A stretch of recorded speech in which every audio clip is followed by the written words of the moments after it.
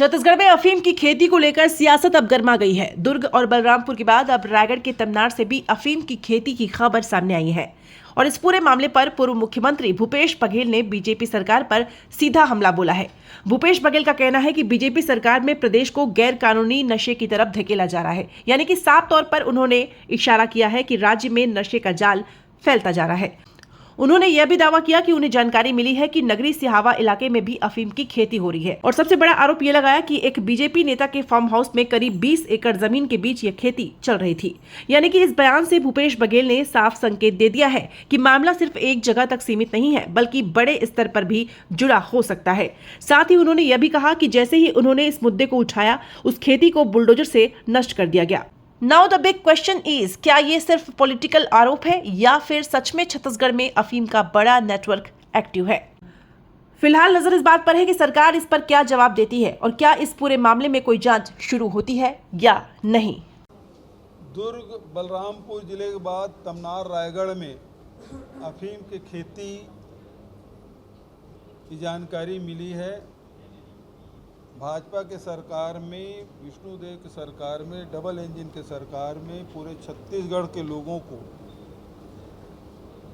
अफीम एक गैर कानूनी और तेज नशा वाले खेती के तरफ पूरे छत्तीसगढ़ को धकेलने का काम ये सरकार कर रही है। अभी एक अपुष्ट जानकारी मिली जिसमें मुझे नगरी सिहावा में भी अफीम की खेती की जा रही है। अभी पता चला है कि भाजपा का बड़ा नेता जिसके फार्म हाउस है और फार्म हाउस के बीचों बीच 20 एकड़ ज़मीन में अफीम की खेती वो कर रहे थे और जैसे मैंने मीडिया के माध्यम से बात कही, तुरंत बुलडोजर लेके उसको नष्ट कर दिया गया, जला दिया गया है। इस प्रकार की खबरें हैं।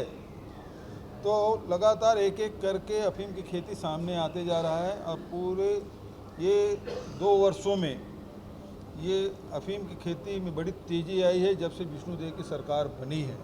और इसमें भारतीय जनता पार्टी के लोगों की संलिप्तता, चाहे दुर्ग में विनायक ताम्रकर की बात करें या बलरामपुर में वहाँ के पूर्व सरपंच की बात कहें, ये सब लोग भारतीय जनता पार्टी से जुड़े हुए लोग हैं और भारतीय जनता पार्टी पूरे प्रदेश को नशा में डुबो देना चाहती है।